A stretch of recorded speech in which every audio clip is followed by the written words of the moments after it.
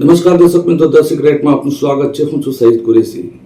પાલનપુર શહેરની રાજનીતિમાં મહત્વપૂર્ણ ગણાતી પાલનપુર નગરપાલિકાની પ્રમુખ અને હોદ્દેદારોની પસંદગી પ્રક્રિયા આજે પૂર્ણ થતા ભાજપે સત્તા પર પોતાની મજબૂત પકડ વધુ સ્પષ્ટ કરી છે.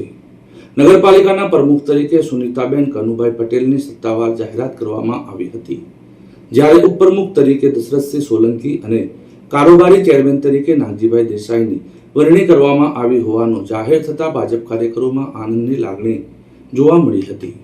ઉલ્લેખનીય છે કે વર્ષ 2026માં યોજાયેલી પાલનપુર નગરપાલિકાની સામાન્ય ચૂંટણીમાં કુલ 44 બેઠકો માટે મતદાન યોજાયું હતું. તેમાં ભાજપે 27 બેઠકો જીતી સ્પષ્ટ બહુમતી મેળવી હતી, તો બીજી તરફ કોંગ્રેસને 12 બેઠકો પ્રાપ્ત થઈ હતી, જ્યારે 5 બેઠકો પર અપક્ષ ઉમેદવારો વિજેતા બન્યા હતા. ભાજપે બહુમતી મેળવ્યા બાદથી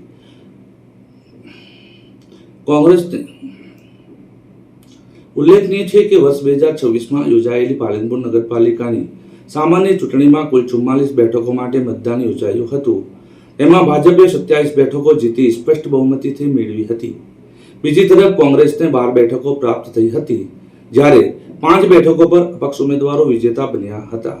ભાજપે બહુમતીથી મેળવ્યા બાદ પ્રમુખ પદ માટે વિવિધ નામોની ચર્ચાઓ રાજકીય વર્તુળોમાં ચાલી રહી હતી.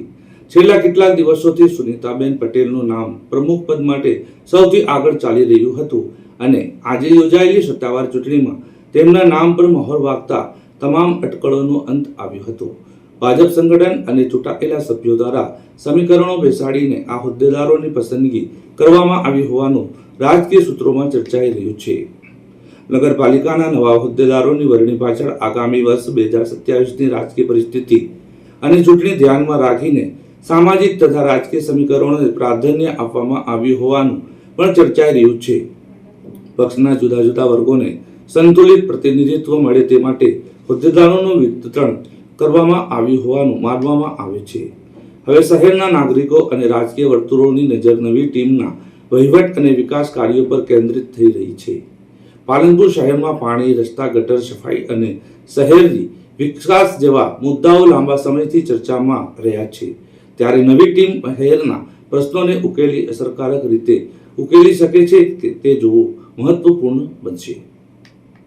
ભાજપ માટે આ જીત માત્ર સત્તા સુધી મર્યાદિત નથી, પરંતુ આગામી રાજકીય દિશા નક્કી કરતી ગણાઈ રહી છે. ખાસ કરીને 2027ની ચૂંટણીને ધ્યાનમાં રાખીને સંગઠન દ્વારા કરવામાં આવેલા આ હોદ્દા વિતરણને રાજકીય રીતે મહત્વપૂર્ણ માનવામાં આવી રહ્યું છે.